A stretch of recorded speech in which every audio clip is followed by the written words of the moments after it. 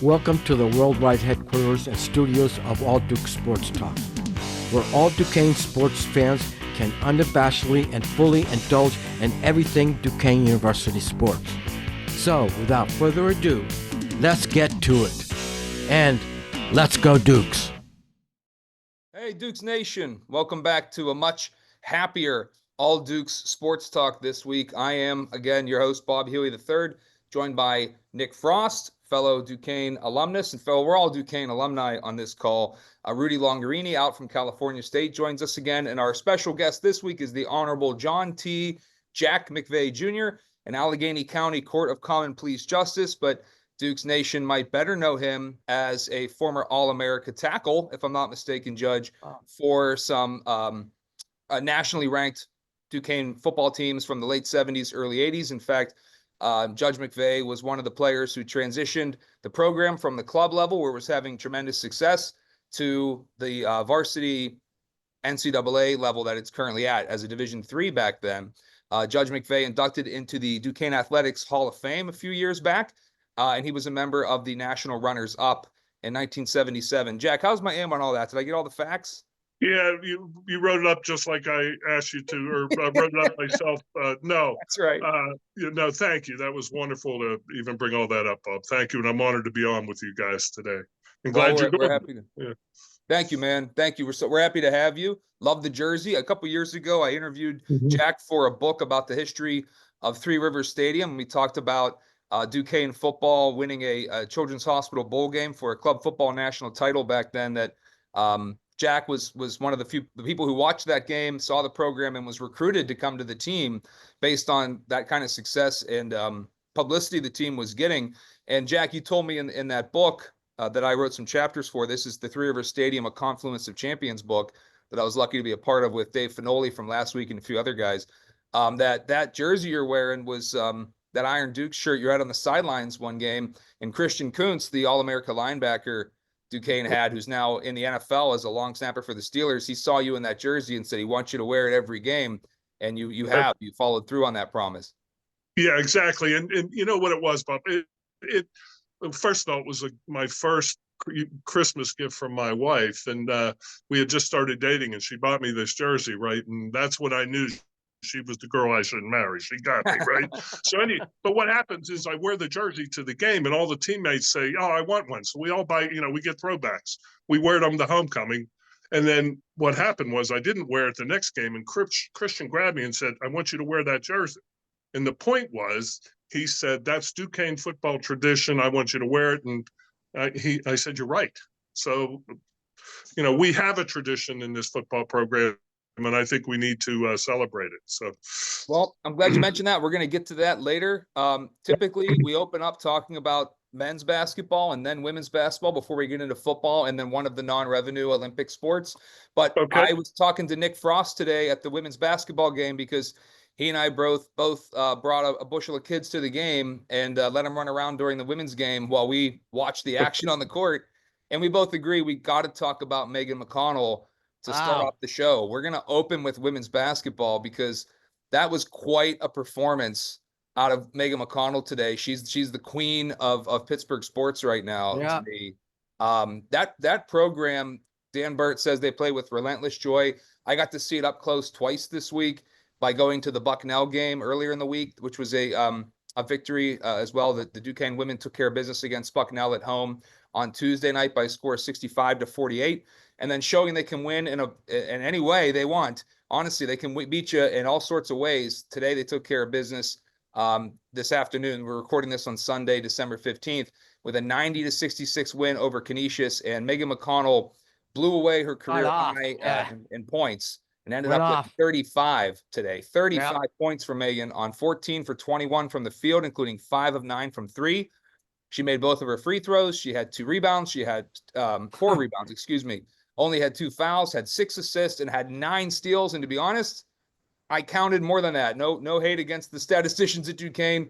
They were watching closer than I was, but she was everywhere, Nick, right? Yeah. Anytime they tried to get the ball in her vicinity on defense, she was taking it away or just shutting down whoever she was guarding. It was the Canisius actually had a hot start against us, And the strategy seemed to be, don't give the ball to whoever Megan's guarding and try our best against the rest of the team. Once that strategy kind of backfired and Megan got involved, it was a runaway train in the fourth quarter. Rudy, we got to get you back to watch this women's team. I know you're a huge fan of the men's program, like most of our viewers. Well, I watched the women's. She got off 35 points. Jeremy Kiako, 15 points, 5 of 8, 5 of 6 free throws. So yeah, I mean, the ladies are getting off, man. I mean, they're destroying their opposition this year. So yeah, I've been watching. They improved to 8-2. We're yet to get into conference play. But the upcoming schedule, if you get a chance to go see them, I highly recommend it. They're going to play at home next Saturday. So there's a break here to get through finals. Importantly, this is finals week on campus. So they'll play on the 21st. That's the next coming Saturday at noon at home against Bowling Green. And then they have another break for the holidays, and they'll play at home on the 29th at noon against Davidson. That's what starts Atlantic 10 conference play. So they have a chance to go off to a 9-2 start in the season, all non-conference to this point. They beat Princeton in the opener, which is a perennially great team. They lost a game at Penn State in a game they probably should have or could have won. They were leading that game and were very close in the fourth quarter. That game was on the road. And their other losses against Kent State, which is, not a pushover. That was another road game, but they've taken care of business everywhere else. And it could be a special season for the ladies. Judge, have you had a chance to see the women play yet this year? I listened. I love listening to Alex and Rachel, and I frankly I didn't know, I couldn't find it today, but I certainly followed it online and saw what Megan did, and that 9 steals. Is that a McConnell thing? Really, the dad was good at it, and certainly her brother was good at it. I remember him at Duquesne. He had an uncanny ability to anticipate a pass, and I didn't see the game today, but when you said 9 steals, I'm like, I think about 4 of them were stolen passes that were breakaway layups on the other end. So. Okay. Yeah, pound for pound, I know I've heard you guys say it. She might be the best basketball player in Pittsburgh right now. So. Right. Yeah, I couldn't get enough out of that today. I think Coach Burt might have left her in longer than he should have, or maybe would have, is the best way to put it, because they were up so much late, and you don't want to see Megan get hurt. But she had a chance to maybe break the single game scoring record, so that you can guess who holds that. Corey Halede. She holds every record basically Duquesne women's basketball has. But to be mentioned in the same breath as Corey Halede, who was a 2-time Atlantic 10 Player of the Year, number 4 overall pick in the WNBA draft, has 2,600 plus career points. I mean, Corey Halede was and maybe still is Duquesne basketball. But Nick and I were talking right before we went live to record this show, and you gentlemen joined us, that if you had to pick an all-time team, I mean, Halede's on that team, Megan McConnell's on that team, Beth Friday's on that team, obviously April Robinson from recent passes on that team, but the fifth position, I don't know, maybe Wumi Agunbiade perhaps, but maybe Candace Futrell, another WNBA player out of the program. But you're looking at the fact that Nick was saying Megan, though, does everything. I mean, rebounds, steals, leadership, scoring, assists, right, Nick? I mean, we didn't get to see Corey Halede play. Judge, did you see Halede? Yeah, I saw her a couple times. I did. I'd probably pick her, but no. But the whole program, another program that has just come so far since, you guys won't even know this maybe, but they were called the Duchesses back when I was in. Yep. The Duchesses, yeah, so the program has come so far. And Coach Bird is just, I love him. So, Rudy, did you watch any women's basketball when you were on campus? It probably wasn't as easy to see. Dude, it wasn't. I don't think they even had it. This is before Title IX, right? Mm-hmm. Yeah. So right. Their first official season was the start of Title IX. What school? When did you graduate, Judge? I graduated in 80 and then 84 law school. But I graduated in 81. Okay. So yeah, we didn't have a basketball, a women's basketball team back then, right? Well, they were the Duchesses, but it really was not followed very well. No, it was Right. not. And yeah, I mean, they reported him on the, in the Duke, but I didn't go to any games, sadly to say. But the programs come now where I think in women's basketball generally, Yeah. it's really popular now. 1974 was the first season, guys. Okay. They played a dozen or so games, back then every year. Nothing like it is now, of course. I mean, women's basketball is a moneymaker, even professionally now. And Nick Frost, you pointed out that you had a conversation with our main man Zach Weiss, who's basically the reporter of record for Duquesne athletics. He's been quick to point out, as far as professional opportunities maybe for Megan with that growing popularity of the WNBA, she would be perhaps a WNBA recruit instead of these girls who used to go overseas. But Zach points out to you, Nick, that there hasn't been any scouts at the game yet, huh? Not yet. He said that it's a disgrace and that it should be happening in conference play, but did note that he has not been told of any scouts yet this season. So that's on the lookout. Everybody's waiting around to see. That's one of those things where you wonder, if you're Dan Burt, right? Do you try to get Megan to drop 40? Because a women's player dropping 40 points is big headlines, and that's why maybe you roll the dice where, she could get hurt on a game that's a blowout. But for the sake of the program, for the sake of her, leaving her in to get those numbers and those headlines might help you in the long term. So maybe that had something to do with it. And then the issue today that you and I sort of mentioned is she was playing selfless when he kept her in to keep scoring. I think she racked up 2 more assists in those minutes after that she played longer, but she didn't take any shots. Plays the right way. Can't take that out of her. Yeah. You guys mentioned Title IX. We're going to get back to that in our conversation about football. One of the reasons we brought the judge with us is to talk about the state of the football program, how far it's come, and then where its future lies with Title IX. But we do have to, of course, talk about the men's basketball program. More happy news. The men's basketball program has definitely been on better results, has seen better results than they started the season with. We all remember them starting 0-6. But the men's basketball team has won, let's see, not only did they win now 2 out of their last 3, but they've won 3 out of their last 5, right? So things aren't as bad as they once were. The men's basketball team now is at 3-8. There are 2 more non-conference games left this season. The December 21st game at 2:30 p.m. at home against UC Irvine is the next one, after taking the break for finals, of course. And then following the holidays, the men will finish their non-conference slate Friday at the December 27th at 7 p.m. against Cleary, which is a game they should dominate. That's a game where a friend of the program leads Cleary, and they give them a chance to come play a big Division I school, at the Coop. So Duquesne should take care of that win. And if you beat UC Irvine, you finish your non-conference season 5-8, guys. That would be after an 0-6 start. So is this starting to look a little bit more like a competitive team, maybe in the A10? The Dukes beat Towson at St. Vincent St. Mary High School on Saturday by a score of 65-47. And then before that, they lost to Maine, disappointingly 61-56. That was back on Wednesday, the 11th. But I want to go around the horn on this, starting with Rudy. Are you seeing some competitiveness out of the Duquesne men's team that might lead you to think they could be a player in the conference now?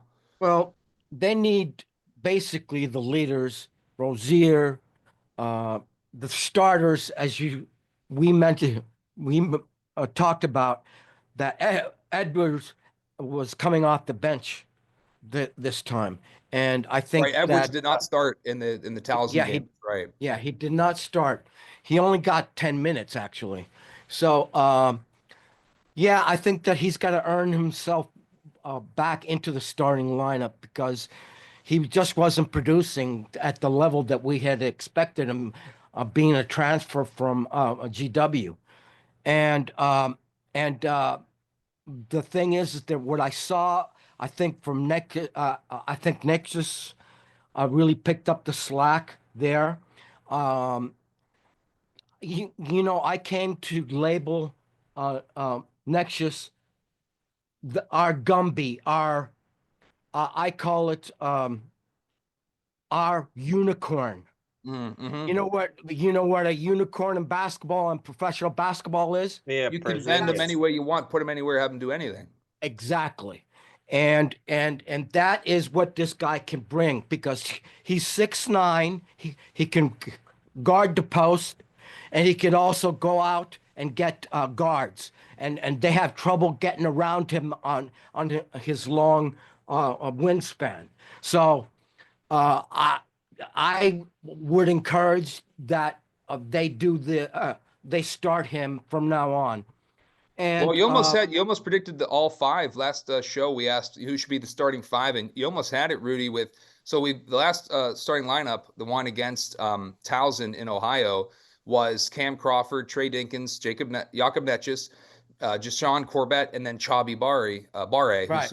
who we all have liked his game. And then coming off the bench was Rozier. I think we wanted to see Rozier get the start at point guard. Rozier did play 27 minutes though off the bench, but he was 0 for 7 from the field. So. Yeah, but he got 6 assists, 0 turnovers. Rozier. Good point. Yeah, we've seen that a lot too. Yeah, that is what we need him to do. We don't need him particularly to score. He's got to get it to the guy in the last waning seconds of the shot clock. Get those guys, Nexus, Hornsky, and Dinkins, the ball. That's what I think is got to happen there. So, yeah, I think and Dinkins started over Rozier. I don't know if you noticed that. So, but Rozier played basically half the game. I think Dinkins got to bring the ball up. He's got to. I don't know why they haven't trusted him up, because when he was playing for Canisius, he was the starting point guard for them. I mean, that's what he was doing. So I don't understand what took him so long to start him at point guard. Is he not a natural point guard? I don't know. What do you think, Nick? I think it was more trying to keep Kareem on the floor as the leader of the team, more so than anything else. Dinkins, I think, is natural at the point guard, but Kareem's only position really on the floor is point. He's definitely smaller than any 2 or 3 should be in college. So I think that was part of the reason. But I do think Dinkins is our lead dog of a scorer and kind of facilitator of the offense. Just from what the stats have shown so far. I did really like Crawford's performance, and I mean, he looked great again statistically, especially the first half. I think he was 3 for 4 from 3, very efficient. And then the big highlight was Ronski's buzzer beater 3, which actually made it onto Twitter, so I could see that. Oh, really? Right. Yeah. As for Netchis, last year during the run, he was a stone cold killer. Did it ice in his veins? That kind of wing 3, he just knocked down every time in the big moments. He has the shooting ability to play that too, like you were mentioning about being able to play any position. And then Chabi, if he keeps moving like he has been, that's something. I will say, if we were recording on Wednesday of this week, I would be singing a completely different tune because of how bad that collapse was against Maine. It's good that we're staying close in these games. It's not necessarily against the best opponents. And I mean, last year's team showed or 2 years ago even, they have to learn how to win, is what Dan Brott said time and time again. I think that's what this team is still trying to do. We need to learn how to win those close games. It's better to win some, and that's what's happened recently. We'll see. We're still not anywhere close to being there as far as expectations go, but it is getting better. Well, before I go to the judge to get his thoughts on the men's team, I do want to point out that what Nick was explaining is that the men were up by 4 with like 3.5 minutes to go in that game. No, they only got to within 6. No, I'm talking about Maine. Main the game. Main Right. Yeah, the Dukes, after a Trey Dinkins 3 with 3:21 to go, the Dukes are up 54-40, and then just stopped taking care of the ball. Making a lot of mistakes. And as much as Kareem's my man, I love Kareem. Like, not careful with the ball. He got ball stolen on him in the last 2 minutes of the game or whatever, when the possessions were really precious at that point. Judge, thoughts on the men's team? Yeah, I listened last night. I had Ray on, and it sounded to me like they must have played pretty sound defense. And you guys have been talking about, on your previous podcast about the need for better 3-point defense and better 3-point shooting, and I think they got some of that last night. Right. And those are two things I think that were positives that came out of last night's game. But it's still conference play, and they're not getting an at-large bid in the end. They gotta play well in the conference and win the conference tournament again, something along those lines. So there's a lot of season to go yet. So I think they're still finding themselves. Dinkins, I agree with Nick from what little I know and what little I've seen. I'll be going to a few more games soon. That I think Dinkins is going to be a key on the offense. Right. Well, on Saturday He's- next week, yeah. this episode will drop sometime during the next couple of days, and there'll be enough time for our audience to maybe go out and check out the doubleheader on the 21st, because the women will play at noon, and then the men will follow at 2:30. And we can all get a good look and see how this team is shaping up toward Atlantic 10 play, because the game against Cleary is not going to be a good indicator of that. You're going to see the Dukes will empty the bench for that. So I'm just on the fly, although I apologize, should have did this in advance. A quick scouting report on UC Irvine, just very cursory. They always have good teams. They seem to, right? Yeah. Duquesne's non-conference schedule has been relatively challenging, which I think would be you'd expect, and this is going to be no different. They're 9-1 so far is UC Irvine. Their only loss came in 67-55 again at Oregon State, right? So, a big program. UC Irvine is taking care of business. They'll play one more game at Belmont on Thursday before they come across the country to play Duquesne on the 21st. Again, 2:30 Eastern. And the women play at noon. I really can't say enough of how exciting and fun it is to go to these women's basketball games. So there's a chance to go to both next week. We hope to see you there. I'll be coaching my girls basketball teams, and I'll miss that day. But are you guys by chance planning on going? I know, Rudy, you're not going to fly in for that probably, but the local guys? Well, a little insight on that. I don't know if you remember, but the Irvine game was scheduled to be in California. I didn't know that. Yeah, initially. And they changed it, and as soon as I found out, I called UC Irvine, and thank God I didn't purchase any tickets. They didn't have it because I was planning to drive all the way down to LA and from SAC and see the game, and I was so peeved that they moved the game back to Duquesne. Because I guess we're gonna pay them more money, and we're gonna pay them money, I guess, for coming there. So so that's a little insight on me. I got to miss out on that. Yeah. Oh, sorry. Well, you know what? It'll be on ESPN Plus. So tune in like you usually do. That'll be your only shot. How about you, boys? Go ahead, Judge. Yeah, no, I think I am going to try to go. I have season tickets to both. I just haven't been getting down there. But that Saturday, I didn't realize it was doubleheader. I didn't even know that until you mentioned it. So I might be able to go down with one kid. The other kid has dance on Saturday, so we'll be divided. But we might be able to get some Duquesne action. I got to meet your son Archer today. He was pretty cool.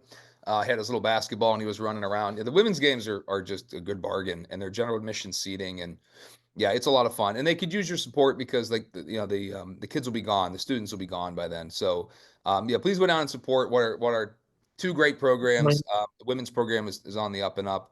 I do want to talk about the Judge and I's favorite program, the football team. Speaking of great programs, 18 conference championships, either won or outright or shared in the last 30 years.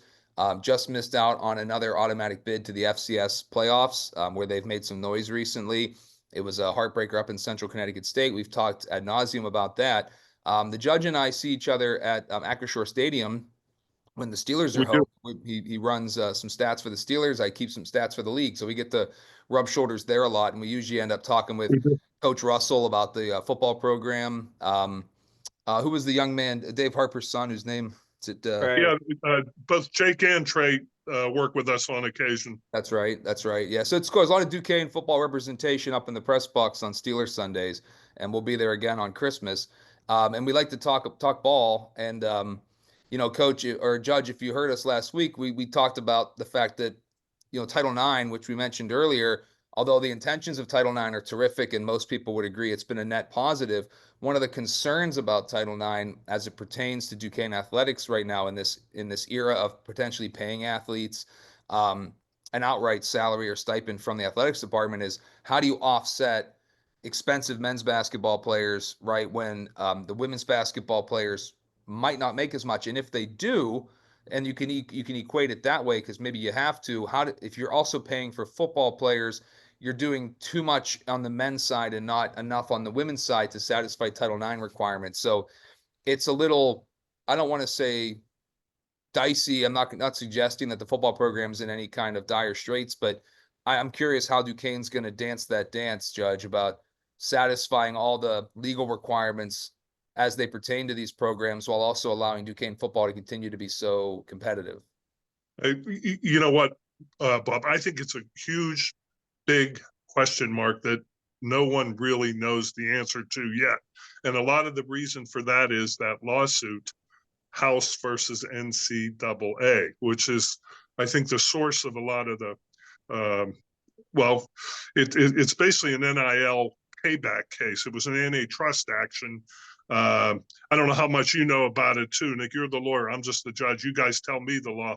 But it's an antitrust case that basically said we're going to pay for the lost NIL revenue from 2016 on, and then there's payments moving forward, and it's a form of revenue sharing. The defendants in the suit, okay, was the NCAA and the Power Five at the time conferences. We might as well call that the Power Two anymore. It's really the Big Ten and the SEC that's sort of, the ACC and, but what I see is the big problem. It hasn't been settled yet, but it basically is saying you're going to have to pay these athletes. And then there's a split between the NCAA, the Power Five, we'll call it, and then the rest of the schools. Right. The Duquesnes, the FCS football programs. And there's a divvying up of the liability. And to me, it seems to be totally unfair to that to the FCS and the Duquesnes of the world. And the lawsuit seems to be driven and largely settled along the lines best suited to the SEC and the Big Ten.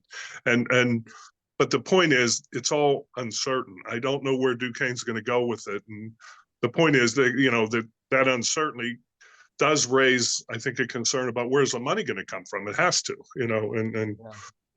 basketball, football, and especially non-revenue sports. What are you going to do about them? Yeah, it's there's no real great answer, and for that matter, Judge, right? There's no clear answer because even the idea of paying the athletes, look, some schools break even at FBS football. So if you start having to pay salaries to athletes, I mean, now you're going to be in the red. And how many schools can afford to stay in the red if they're not getting the incredible marketability out of it that the college football playoff schools are getting, or like basically, like you said, the SEC and the Big Ten, and maybe to a lesser extent, the Big 12 and ACC. These schools use these programs as free marketing, more or less, free advertising when they get on the air, and their TV deals pay for the operating costs to run the program. But the smaller schools, not even just FCS, but the other schools, the non-Power 4 schools, where do they fit into this? Because they're happy to break even, basically. And in some cases, FCS and below, we're talking about true, authentic, just love of college sports. We're in it for the right reasons kind of thing. I'd hate to see that disappear just in the name of pure unbridled capitalism. Exactly. And again, I think it's still largely uncertain, and I'm still reading and learning about the lawsuit myself, and I haven't heard anything lately. I mean, I know I've talked to John Henderson about it, that there's just this uncertainty as to how we're going to go moving forward.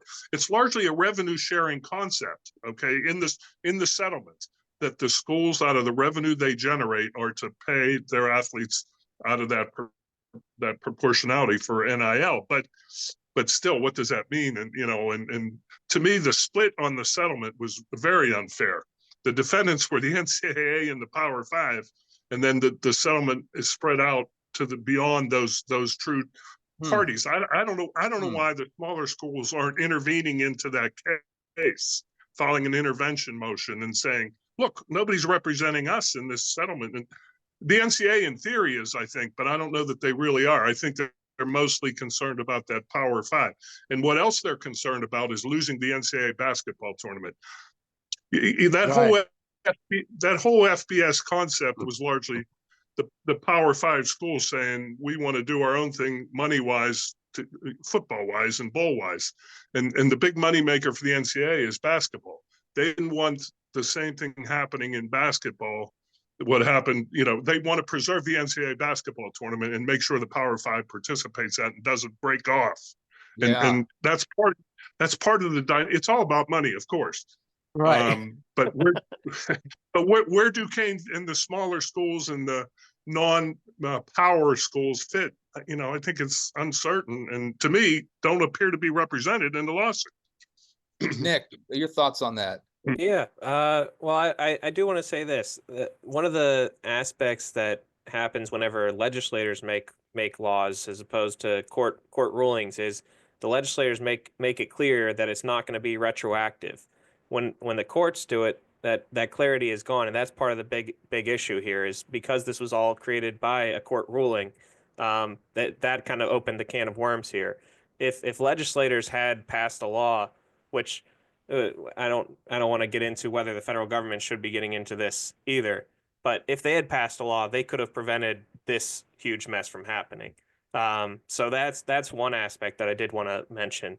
As far as just how Duquesne's gonna fit with all of this, it's also kind of difficult if you were looking at it reasonably as to what our athletes would have made under NIL in previous years, because that seems to be what should be kind of the fair focus of this retroactive pay is what would our school's athletes maybe have obtained, which in that case we might be able to survive if that's how it's split up. But as Judge is talking about, they're not really focusing on each school. It's more so focusing on the betterment of the bigger schools and trying not to bankrupt them in the process. I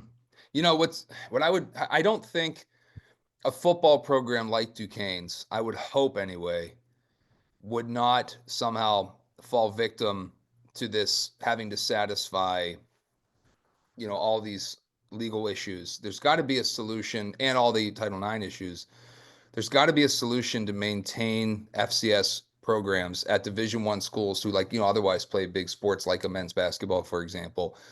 Duquesne football has 100+ guys on their roster every year, basically since 1969. And so you're also going to anger a lot of alumni, if anytime Duquesne football takes a step back or heaven forbid, disappear as a way of handling all of this, that would be a tough pill to swallow. How do you have homecoming without football? How do you somehow just wipe away all that history, 3 national titles at 3 levels and all these conference titles and things? It would be a shame.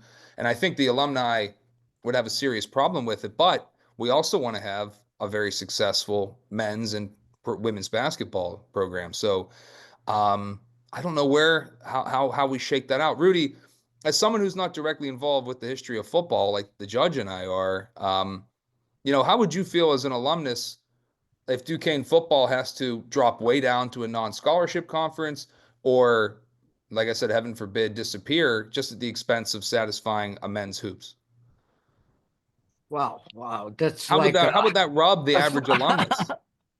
Well, dude, I don't want to see both. I'd like to see both of them because I really cherish the football program, particularly over the last 10 years or so. And I don't want to be making that kind of a decision to make a decision to have one at the expense of the other. It's just, dude, I don't know what to tell you. Yeah, it's a real it's a Sophie's choice. It's a shame. I mean, and we can have a whole podcast episode on this. We don't have all night, but Right.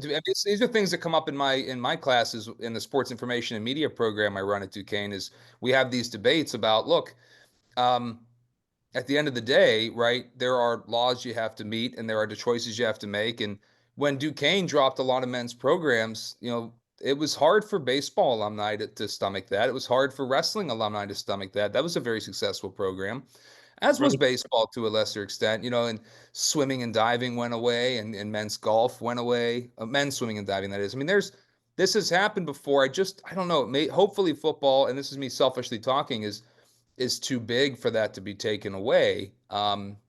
Especially since they can survive by taking bye games against Right. FBS schools, right? And you can have your program not bleed, red for the athletics department. But that being said, these schools that have a ton of Olympic sports used to be able to survive, and now with them having to travel across the country to play field hockey, across the country to have a tennis match, if you're in the ACC, right, and your teams from California playing in that, right, inexplicably, how do you survive, and where does the student athlete experience go when you have to forego so much class time and so many deadlines because you're having all this travel for conference games? I don't want to see the field hockeys and tennises die either. I don't think that was the whole point behind the NCAA. I don't know, guys. I mean, it's a big shrug, but it's definitely a topic that, I mean, we're going to find out one way or the other sooner than later. Soon enough. I Go think, ahead. Duquesne's been playing Moneyball, guys, before there was Moneyball. It's what we've been doing as a school. And, I think it goes back to even Coach McCann. But I think Dave Harper's a good leader in this, and I think he'll figure it out. I think he's the one that recognized the value of those bye games that you mentioned. But, does Duquesne play over, over their weight class a little bit? Sure. But bringing in 500,000 on a Florida State trip, that's real revenue too, and I think that does give the football program at least you could bring in a $500,000 paycheck with one game. That's real money, that's real revenue. So hopefully that'll be something that's still considered in the whole overall equation of what to do. Title IX, I wish they had a women's softball program. I like women's softball, but easy for me to say too. That's it all comes down to the money, right? Well, before we move on to our next topic, Nick, did you want to chime in one more time on that? Yeah, I just wanted to mention that if the bigger schools get rid of those field hockeys and sports like that, that runs into Title IX problems too, where if you cut too many of the women's sports that are in that area, then you've got the scholarship issue again. So every school's going to have a complicated mess here. I did also want to mention that if the NCAA opened up NIL a little earlier before the courts had to rule on it, then maybe we would have also avoided this mess. I will say they're a little more responsible because they should have dealt with this ahead of time. Fair points. And also there's a new administration, there's a new White House, there's that, and their Congress is shifting all the time, and maybe Title IX doesn't last through it. You don't know. I mean, that used to be political poison to approach that, right? Maybe it's not anymore, and I guess time will tell. So let's move on to highlighting one of the Olympic sports, the non-revenue sports at Duquesne. And this week I wanted to highlight women's volleyball, and this is somewhat timely because of the success our neighbors down the street on Forbes Avenue in Oakland, the success that those guys are having with their women's volleyball program. University of Pittsburgh women's volleyball program has advanced to the national semifinals. You won't catch me calling it the Final Four, because I know better than that. That is only for Division I men's women's basketball. That's a trademark term, so don't make that mistake. Final Four is only Division I men's women's basketball, but the national semifinals is good enough. And that's what Pitt volleyball has advanced to. We also have a Division I volleyball program at Duquesne University, but they have not had much success since winning the Atlantic 10 in 2013 to, of course, then go to the NCAA tournament where they lost in the first round. So since the 2013 season, just to catch everybody up with head coach Steve Opperman's women's volleyball program, they haven't been out of the second round of the Atlantic 10 tournament since they won it in 2013. They've had some up and down seasons. Coach Opperman is in his 27th season at Duquesne, head coaching women's volleyball. So I would think at this point he's not going anywhere, and I'm not suggesting he should. The team was 13-17 though this past season, and they were 11-15 the prior season. Closing out this season, the women's volleyball team lost their last 3 matches of the year, again to finish 11-15, and they actually missed the Atlantic 10 conference tournament. I think that's a shame because we can see how women's volleyball is picking up an interest around the city. Ben Roethlisberger, of course, the former Steelers all-time great quarterback, is going to a lot of these games because he has a daughter who's interested in the sport. I'm probably going to bring my girls to some games, women's volleyball matches next fall. I would love to bring them to Duquesne games, of course, but the big attraction right now is Pitt volleyball. Okay. Do you guys think there's any way that Duquesne can recruit and say, look, Pittsburgh, the city, is the home of this great volleyball that's happening. Come here and be a part of it. There's got to be a way we can piggyback off of that, right?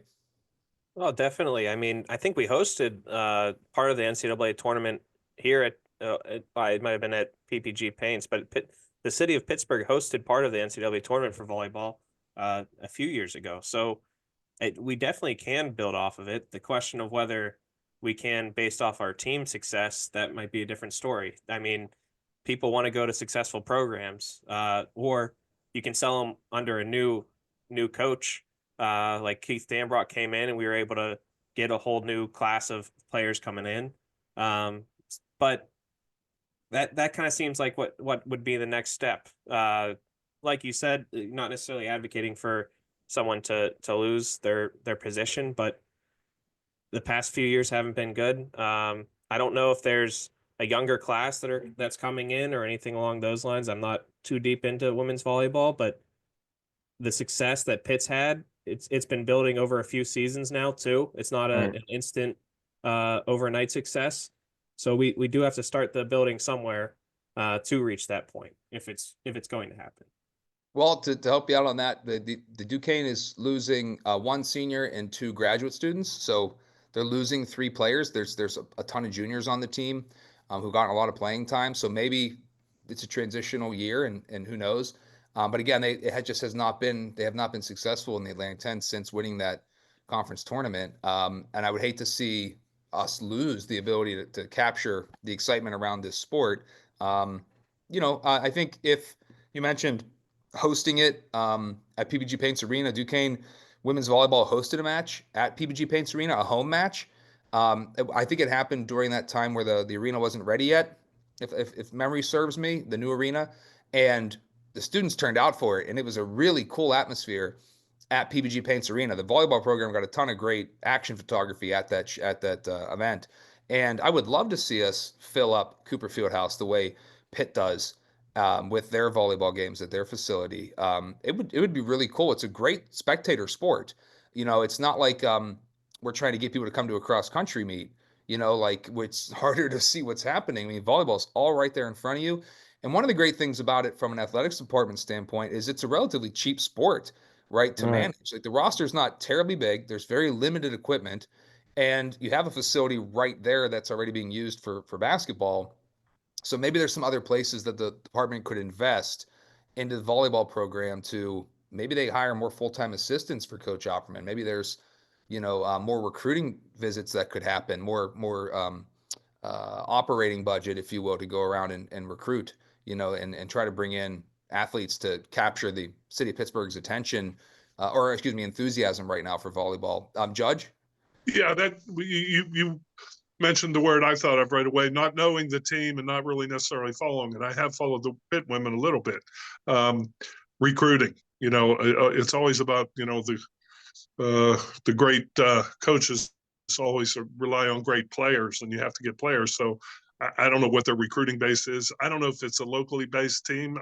It seems to me Whitfield women's volleyball is pretty big. The North Allegheny women, I believe they win it every year. They're really good. But I don't know how our team's comprised. I don't know that, Bob. So I don't want to. But you need to recruit to get a good team. I know that much. So we got 3 local players, and that's okay. it. But hey, maybe they're just not there. I don't, like you said, I'm not a volleyball expert, and maybe the recruiting's Yeah. happening local when they're not there. Maybe Maybe not. Maybe not. Right. perhaps Maybe it's an not. overseas thing. Maybe use the Dan Burt method and recruit in Europe. Get Right. get these girls here to play, these young ladies here to play volleyball in the city of Pittsburgh, where it's a lot of fun right now. And everyone's seemingly watching volleyball in Pittsburgh. Well, recruit on that. You can maybe use that and say we're right down the street, another Division I program. Yes. And who knows? Maybe we get Russell Wilson to come to a game here instead of Ben Roethlisberger going to a Pitt game. Rudy, any thoughts on women's volleyball before we move on?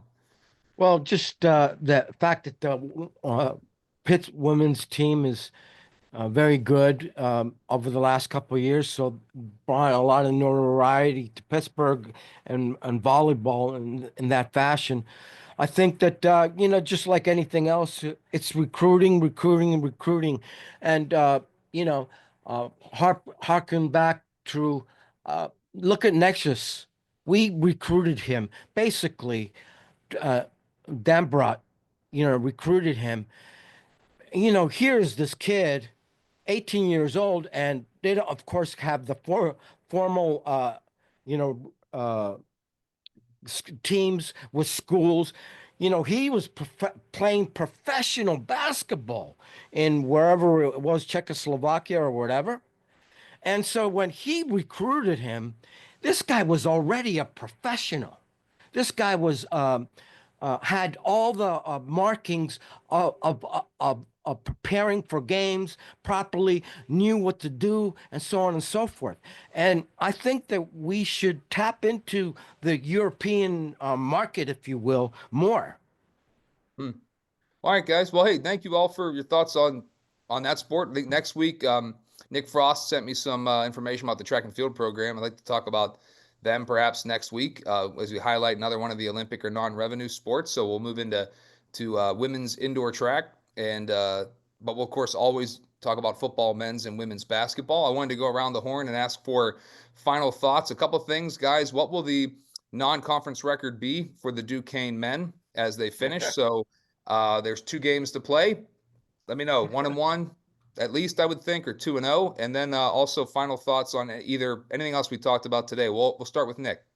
Yeah, I think it's going to be 1-1. UC Irvine might be the best or second best team we're playing in the non-conference schedule. So if we even keep that game close, that's encouragement that we're still heading in the right direction. And the Cleary game, if that's close, then that's a sign that we're not heading in the right direction. So. Any other thoughts on women's basketball or football, Nick? Yeah, I mean, I'll stay with women's basketball, my wheelhouse. Keandra Brown also had a great game today. Didn't get enough recognition. Right. She started off the game, I think, with six or 7 points in the first quarter alone. She's another essential cog in this team going far. Right. And I did get some news on Caitlin Ammons. She's gonna be done for the year with a knee. So shout out to Caitlin, though. She was my youngest daughter's favorite player. It's a shame to lose her. She's 6'3", and she was gonna get some playing time this year, but she's on the bench supporting her teammates. So shout out to Caitlin. How about who's out for the Dukes? Michael.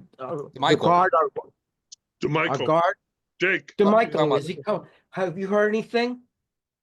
Has anybody heard anything of when he's going to come back?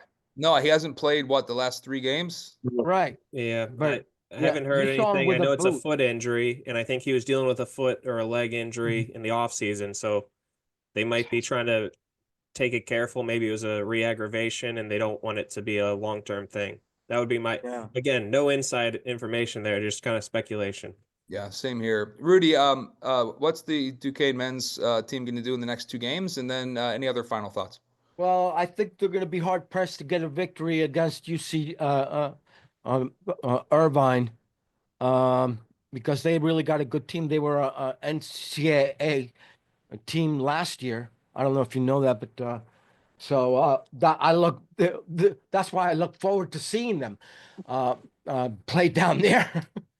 But anyway, yeah, I think that we're going to be hard pressed to win that game, but we got to win that Cleary game going into conference play. And it's going to be a crapshoot about what happens in the conference uh, you know, uh, season. So there you have it. Judge McVay, same questions. Yeah, same answer too. I can't love to see him pull the upset at UC Irvine, but I think I got to go 1-1. Football. I talked to some of the coaches this week. They're in the middle of the transfer portal season right now, and I think this might be more critical than ever that they do well in the transfer portal. As you know, Bob, they lose a lot of guys. They were a senior graduate student laden team this year, and a lot of talented kids. And we won't go over it again about it. It was tough losing that last game, but they really need to hit that transfer portal. I know they're working on that right now. It's funny, the early signing day sort of has gone away. It's all about the transfer. It hasn't gone away, but it's not as big a deal as it was because of the transfer portal. Anyway. Yeah, that's the most important time of the year anymore for these programs. Duquesne has to find a quarterback, and they lose a lot of receivers, but they do return their running backs, and this has been a successful program for a long enough time. You and I both know, Judge, how the gift of gab that John Rosado has, and I call him the program. Yeah. To me, he's the program. I agree. I would agree. Let's just not tell him that. Yeah, no, he already knows. No, we love John. And they're good. Look, they're good recruiters, and there's some good minds on that program. Mike Silanoff is a long-time mentor of mine. Coach Silanoff was one of my coaches in high school. Jerry Schmidt is obviously fantastic football mind. Anthony Doria, whom I grew up with in Brookline. These guys are doing a great job. Mickey Jacobs was a former student of mine. He's the defensive coordinator now. And what a great defensive season. So they're in good hands coaching staff-wise. I hope they all come back. And I hope we keep people from entering the portal and leaving. I think maybe having the unfinished business makes them want to come back and get it done next year in a weird way. But I do think it's a good landing spot for an FBS quarterback maybe to transfer down, and maybe some receivers, and we pick up where we left off next year. I'll leave it with that too, Judge. And I'm with everybody else. I think obviously they'll win the Cleary game, and I would love to see an upset at home against UC Irvine, but I don't see it happening, but I'll be very happy to be proven wrong. Anyway, guys, get out to the Cooper Fieldhouse. We got that doubleheader coming up. Go Dukes. A big Megan McConnell fan. It's worth alone just seeing her. But Keandra Brown, Journey Kiaku, Gabby Hutcherson, and so forth. There's so many great names in that team. They really do play with relentless joy, and especially if you have a family, it's a bargain. General admission, sit where you want. Especially if you have girls and you go watch them and you watch these strong ladies play this game.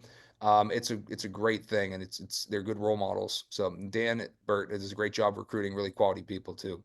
So next week we'll touch on the big three again, and then we'll hit on women's track and field as well. So until next time, shoo, rah, rah, go Dukes.